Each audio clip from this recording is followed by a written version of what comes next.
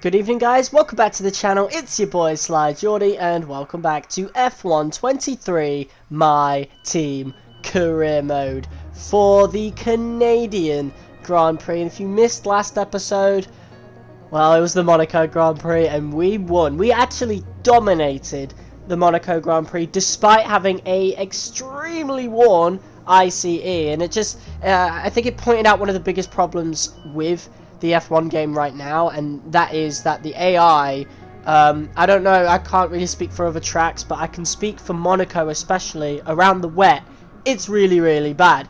And also, if you didn't watch till the end of last episode, you wouldn't have known that we acquired a new second driver. Yes, Lance Stroll. After being cast aside from Aston Martin after scoring a measly 10 points for that side last season. By comparison, Fernando Alonso scored over 100. He was cast aside, he was cast out of F1, and yeah, he has spent most of this season on the sidelines. And of course, Drugovich just has not been doing as good as we'd want. Obviously, I don't expect him to score points just yet. Our car, for a normal AI, just isn't at that point just yet. So, but I at this point, where with the car where it's at right now, I would like certain tracks. Drugovich should be able to get through to Q2 at the very least, you know. So yeah, just done with him. It's a shame. I really wish the F2 drivers were better in these games, but or they improved faster, that is. But yeah, just can't be helped, I suppose. But Lance Stroll, 95 overall, Lance Stroll. That is going to be insane. And surely he can make it to Q2. Like, I don't know. But it's going to be really cool seeing Lance Stroll return in his home GP. Of course, we're restarting the rivalry with Max Verstappen. I felt we lost a little unfairly last time. We lost the rivalry after qualifying, so the race results, even though we finished ahead of Verstappen in Monaco, it didn't matter. So, yeah, I feel a bit hard done by there. I don't like how the rivalry sometimes ends in qualifying. Maybe that's a bit of a broken thing. I don't know. There's a few issues I have with the career mode of F1 23 as opposed to previous career modes that I have played in various aspects. So I think at some point within the next year, I'm definitely going to make a video about that, because I've never seen a video on YouTube of people kind of comparing past F1 career modes from the past few years to these current ones. And obviously, of course, 23 received no real update over 22, so that in itself is a problem. But there are also fundamental problems that affects just the newer ones from 2020 onwards, ever since MyTeam got added, I suppose. So we'll definitely talk about that at some point. We're going to have a bit of a warning. We're going to have some recording skipping issues in this video. Not as bad as the Monaco GP video from Season 1, but there are a few here and there. And the reason why I'm mentioning that and putting a stronger, you know, emphasis on it is that this is going to be the last episode where we're recording over the PS4. I'm actually making some really good progress on the Saints Row 4 review, and yeah, next episode will be on the PlayStation 5, so hopefully we don't get any of those recording skipping issues. But yeah, we had this little event with the whole charity thing, attend an event or you know, donate to charity, and I thought we're going to donate to charity because I think it was for, I can't remember what it was for, I didn't read it in time while recording this, but it was an event for Renault, and our deal with Renault is basically up. We're going to have a new engine supplier for next season. So yeah, despite that though, we're making some good progress with this year's car. Of course, we've overtaken Williams and AlphaTauri in the R&D chart. Of course, Lance Stroll, 95 overall, returning here at the Canadian Grand Prix. Here is some footage of his first drive out in the car in FP1. Of course, we are very close to Alfa Romeo, which is going to be really good for us, because yeah, that just basically casts them aside, and of course we'll want to overtake Haas at that point, and then after Haas, yeah, then we can really start rocking up maybe double Sly Team Racing points, which would be the dream. Of course, right now the ultimate, well, we have two ultimate objectives, obviously. We want to win the Drivers' Championship, which is something that's going full steam ahead this season. But, of course, the Constructors' Championship is going to take a little bit longer. And I do like that. We have to also focus on the second driver a little bit. And that's why I wish team orders were a thing. And I find myself mentioning that every episode. So there's definitely going to be a video within the next year before the next year's game where we do actually talk about that. Because that seriously is an issue that... you know, really should be addressed. It should be something small, you know, like a little option in the team radio section where, oh, you can tell the teammate to pit now, or you can tell your teammate to let them pass, you know. That's something, the second especially, they can easily code, because they already have to do that, like if there's an illegal overtake or something, right? So, surely, or in qualifying, or practice, where they're on an out lap, or an in lap, and they let you pass, like, surely they should be able to do that in race conditions as well. And then team orders should be easy as well. Just like, obviously have a specific amount of time. Like, don't tell someone to pit right before the pits, because like that could lead to bugs. Like maybe the game, like maybe the car crashing or whatever, as it just tries to swerve into the pit lane or something. I don't know, but surely it can't be that difficult to implement. I don't know, but we're feeling a lot better around this track now than we did in Season 1. Of course, the Canadian Grand Prix, if you guys remember, in Season 1 we struggled quite a bit. I don't feel that here, so that's good. Our first lap, our provisional lap of Q1, good enough for P3. I want to play it a bit safe. I want to make it to Q2, so we're going to go for a second lap here just to make sure. I felt that first lap was a bit messy as well, and even this one was a little bit messy. We took a bit of floor damage, but it was too late on in the lap to really affect much. We have taken the fastest lap by about 0.3 versus Ferrari. Now, of course, this is only Q1, but for the first time ever, a teammate of ours has actually made it to Q2. Lance Stroll in the home Grand Prix has made it to Q2. That is incredible. I love it. Let's go. That is a brilliant start. And finally, I feel like we're making some progress as a team now, not just as an individual driver. You know? And I feel like Lance Stroll is really going to help us get a lot higher up. I don't know if we'll get if we'll get a different teammate in future, because quite honestly, I'm not even sure we'll need it. Like, he's a 95 overall. He is going to be doing some really good bits when we really, you know, upgrade this car. But yeah, Q2 was pretty straightforward. We only really had one lap, so here we are into Q3. But the impressive thing is that Yuki Tsunoda in the AlphaTauri has made it to Q3. That's legit, you know. That isn't, you know, a place that it isn't like Nick DeFries's points last season where they got lucky due to a safety car and stuff. No, that's legitimate pace there. Maybe there might be some engine, like AI engine wear involved, but regardless, that's really impressive, especially considering that the AlphaTauri is the worst team on the grid. And apparently that seems to be the case for pretty much everybody's career mode. AlphaTauri really just don't seem to perform well in F1 23, which is crazy. I hope they receive a buff at some point, just a little buff, because obviously they're a lot quicker now. So yeah, AlphaTauri do need a buff.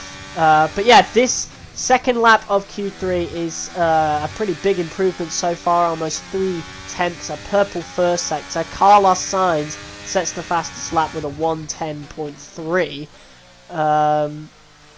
And we've only got a green sector for sector 2, so we are improving, but that wasn't the quickest sector 2, so it's going to come down to the straight line speed here of the Renault powered engine as we now go towards the end of the lap, going through past the wall of champions, really cutting it fine there, but almost 0.3 improved. What can we do? I think that was pole position. Yes, it is. I saw a little blip of purple on the mini-map. Yeah, there you go. Pole position with that new ICE. I forgot to mention, obviously. But I think you would have guessed anyway if you watched the last episode. Obviously, we've replaced the internal combustion engine. But in other parts, we've actually kept on, like the MGU-H, I think it was, we kept on. And the energy store, those are still old. But not really integral to the pace. Those will be replacing the home GP, but without further ado, let's go to the grid. Lights Out in Canada is approaching at a venue where the island was built for the 1967 World's Fair. The world has gathered once again. Welcome to the Canadian Grand Prix.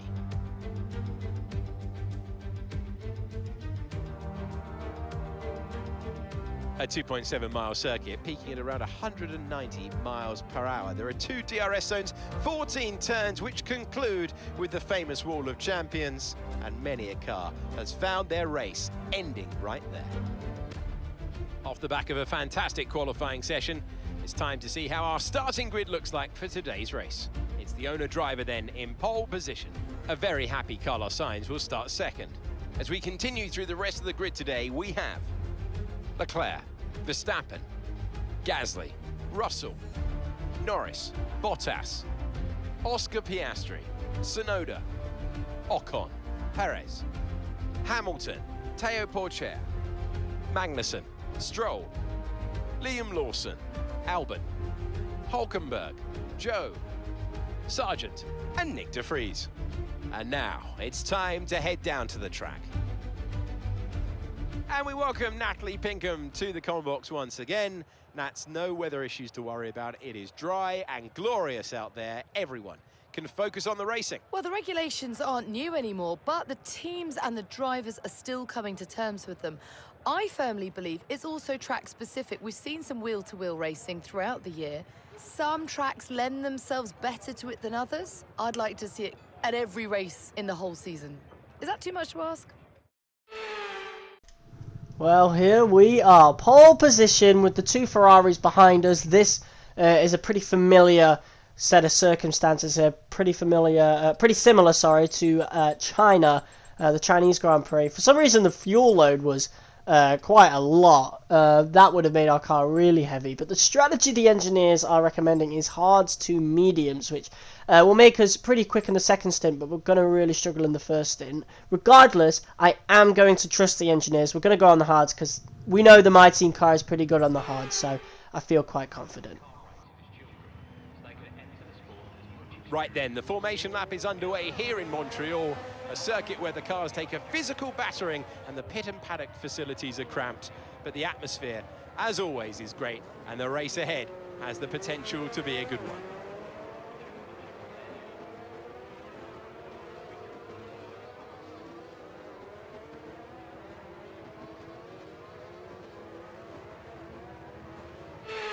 We're almost ready to take the start of the race as the cars take their positions on the grid, with the drivers and teams making their final preparations. Okay, so quite strangely and kind of alarmingly so, the rest of the top 10 have actually decided to go with the mediums to hard strategy. So, yeah, the first stint is going to be quite difficult, I presume, especially with the speed that we know and the aggressiveness that we know Leclerc and Sainz do show against me. Of course, if China's anything to go by, hell, they show a lot of aggression towards each other if Imola is anything to go by, although I do think that was an accident. But yeah, we're going to be under constant pressure, I think, for these first couple of laps, but the second stint should be pretty strong as the lights go out and we are underway. It's a pretty decent start for me. I'm going to try and cover off the inside. We do break a little early, though, as Carlos Sainz dives down the outside. And we are going to go around the outside here to try and retake that lead. We are side by side going into the third corner, into the fourth, of course. And yeah, we do have the initial lead here over Carlos Sainz. But yeah, not a very good start, obviously, in terms of the strategy. I'm not saying it's the wrong strategy. It could prove to be the right one, but it's definitely something where we're really going to need to pull our weight for these first few laps, as the mediums do warm up a lot quicker than the hards do. Regardless of how good the car does feel on hards, we're against AI, so the medium is obviously going to work a lot better for those cars, because their cars are developed in a proper way, whereas ours kind of isn't. We'll get up to that point eventually as we now go down the straight. We're going to use ERS, but still Carlos Sainz is quicker, although I feel like he's just switched off his ERS as we now gaining a little bit, and we're really slowing down through this corner I wanted to give the AI as much space as possible, but because of that, the rest of the grid is now caught up, and yeah, once again, we're right back to square one as Carlos Sainz once again dives down, and we are going to once again go around him, dance the car around him, and yeah, still P1 so far. But of course, we know how dangerous Carlos Sainz is. He had a really good start to the season. He's been a bit unlucky, and then of course Imola was, I forgot, was it his fault or Leclerc's? I think it was Leclerc's. So he's gotten really unlucky there, but he's looking to stake his claim back into the championship fight with this race here. Verstappen, I've not mentioned him at all, but Max Verstappen is in P4.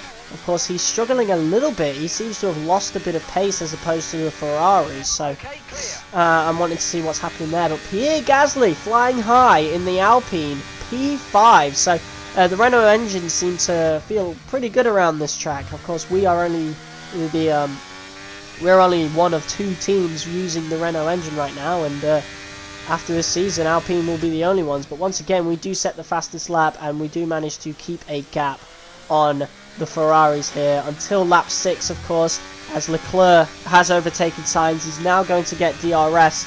Obviously, we've been saving ERS as well. I've tried to put more of an emphasis on that. My driving has gotten a lot better throughout the course of this series, obviously, if you watch season 1. So yeah, I'm just learning as we go, really. And obviously this season, now that we're in a championship fight, I've started to realise just how much more important the ERS is than I realised before. But yeah, Leclerc has overtaken us with that DRS, of course, and I wanted to be a bit careful going past the wall of champions, and so we've let him go ahead without too much of a fight, but we're sticking close to him, obviously. So I'm kind of surprised to see how well these hards are doing, obviously. So yeah, really, really good.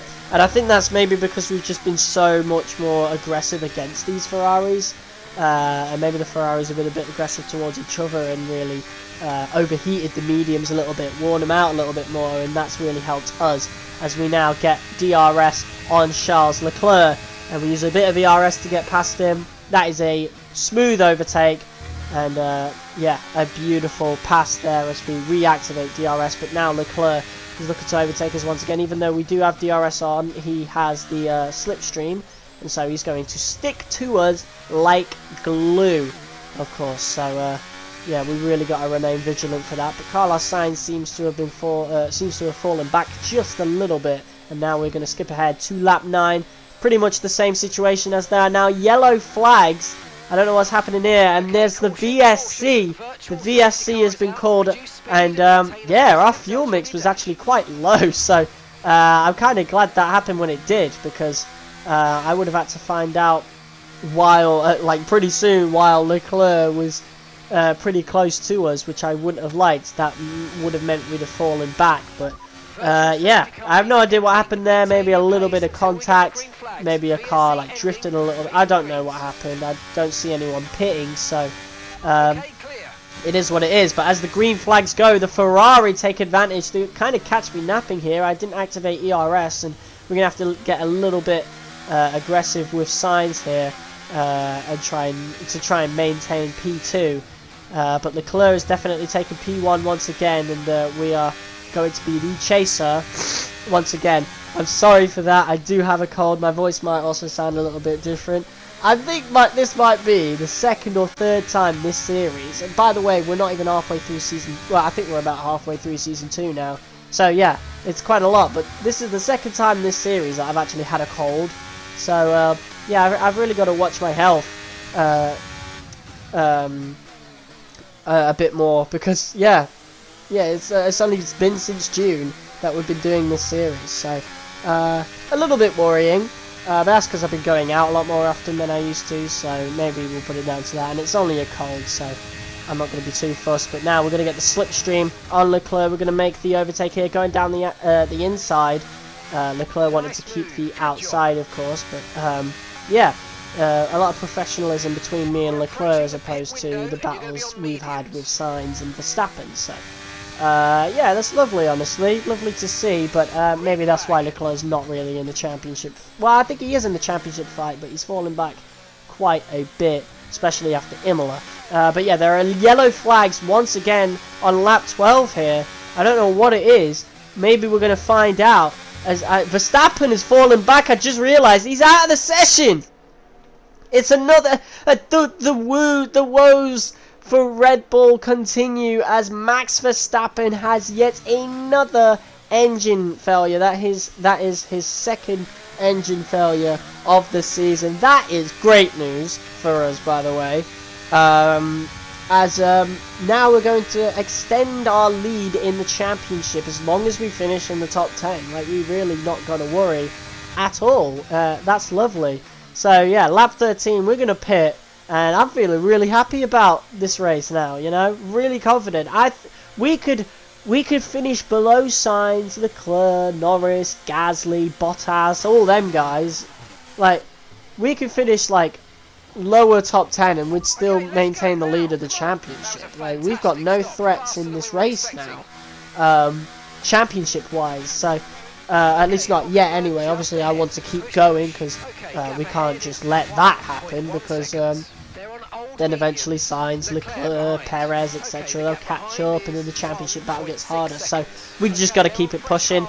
It's really good news, but you know, it'll be amazing news if we manage to maintain this P1 here, as after all the pit stops were made, of course, we kind of got an undercut on people like Sainz. So yeah, we're even further ahead. These guys are on hards now, so towards the end of the race they might do really well, but for now we've got a big advantage on these guys. Of course, 2.3 seconds ahead now, and I feel like lap 18, we're spending a lot of fuel. I feel like now's the time we should probably start fuel saving, just to kind of prepare for the later laps where we're going to have to put full power down.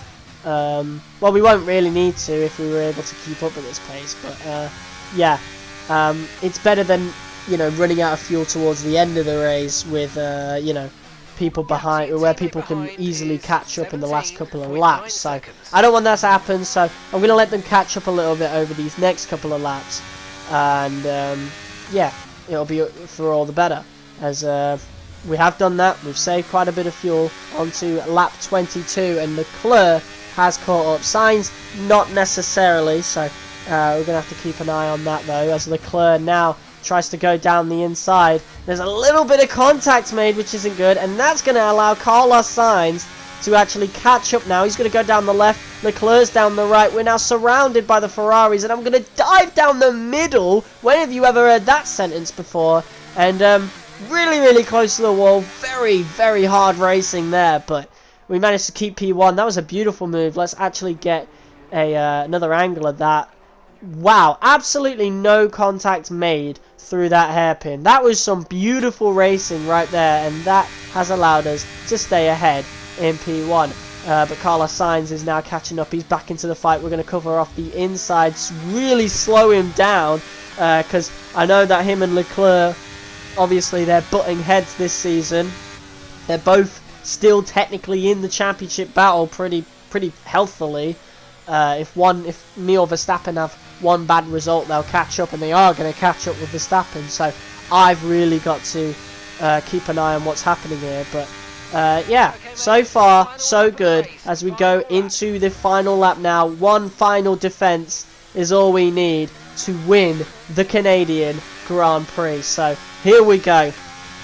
Carlos Sainz is about 6/10 behind us, so we've really got to keep that lead. Of course, he's going to get DRS still, so we're going to lose that, as we have now managed to push it to 8/10. So obviously our strategy was actually the correct one. We've outsmarted a lot of the grid here with that hards to medium strategy that the engineers suggested. And I mean, if you watch the formation lap, I'm pretty sure only 2 of the drivers went with that strategy, and they were nowhere near the points. So yeah, it was a very unorthodox strategy as opposed to the rest of the grid, but we've done really well going defensive into the hairpin. Really good, and that's gained us about 5/10, as we are now going to burn this ERS but I mean, to no avail. Carlos Sainz is gaining quite a lot. He'll be using ERS, and of course he's got DRS as well. He's going to get another dose of DRS now. He's going to get the slipstream as well. We're coming up to the checkered flag. Carlos Sainz is down the side, and that was a photo finish. That was extremely close, but we have managed to hold on for P1, and I think backing him up in the hairpin, slowing him down there on that last lap, was definitely what helped us take the checkered flag. Fabulous Grand Prix.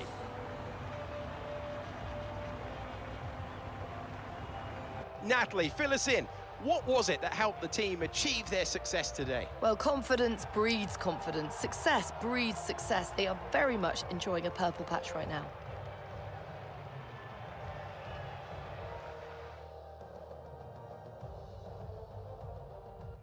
The faces on our top three look so incredibly happy as they make their way up to the podium.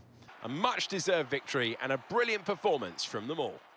Well, it's another victory for ourselves in Sly Team Racing, of course. I'm hoping one day we get to see Lance Stroll on that podium with us, or another second driver. I do think it will be Stroll, though. We're making some really good gains in the R&D chart this season, and I think by the end, going into the third season, our car is going to be really improved. I really do like how in this game the grid seemed to be just so close together, so much so to the point that someone like us, who is very opportunistic and doesn't make too many mistakes in qualifying, for example, can still get quite high in the standings. I really do like that. Of course, it would have been more difficult in past F1 games. But yeah, that's just an amazing thing about how close the grid is this year.